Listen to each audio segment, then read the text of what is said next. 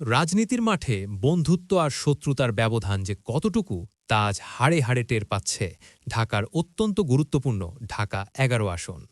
যে দুই শক্তি একসময় কাঁধে কাঁধ মিলিয়ে রাজপথ কাঁপিয়েছে, আজ তারাই দাঁড়িয়ে আছে একে অপরের মুখোমুখি। এক সময়ের ঘনিষ্ঠ মিত্র জামায়াতে ইসলামী এবং ইসলামী আন্দোলন বাংলাদেশ আজ চূড়ান্তভাবে বিচ্ছিন্ন। আর এই বিচ্ছেদের আগুনের উত্তাপ এখন সবচাইতে বেশি ছড়িয়ে পড়েছে ঢাকার বাড্ডা ভাটারা কেন্দ্রিক এই ভিআইপি আসনটিতে। এই নাটকীয়তার শুরুটা মূলত একটি বিশ্বাসভঙ্গের গল্প থেকে। যখন ১১ দলীয় জোটের রূপরেখা তৈরি হচ্ছিল, তখন কথা ছিল মাঠের পোড়া খাওয়া নেতা ইসলামী আন্দোলনের শেখ ফজলে বারী মাসুদি লড়বেন এই আসনে। দীর্ঘদিনের প্রস্তুতি আর শক্তিশালী ভোট ব্যাংক নিয়ে তিনিই ছিলেন দলের বাজি। কিন্তু রাজনীতির পাশার দান উল্টে গেল মুহূর্তেই।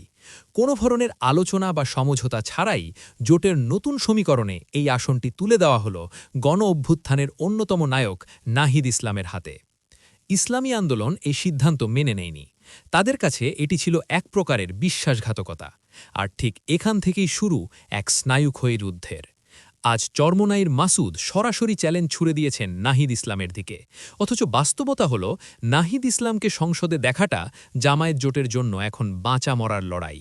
গণ অভ্যুত্থানের স্পিরিটকে বাঁচিয়ে রাখতে নাহিদের বিজয় তাদের জন্য অপরিহার্য। কিন্তু মাঠের রাজনীতি বড়ই নিষ্ঠুর।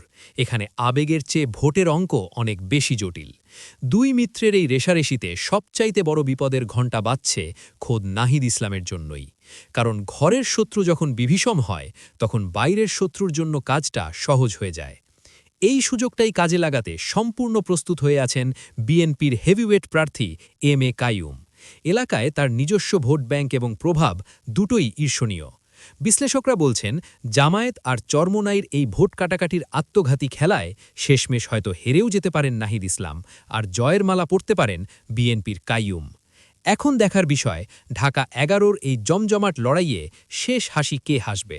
নাহিদ কি পারবেন তার দুর্গ রক্ষা করতে, নাকি পুরনো মিত্রের আঘাতেই ভেঙে যাবে তার স্বপ্ন? উত্তর মিলবে খুব শিগগিরই।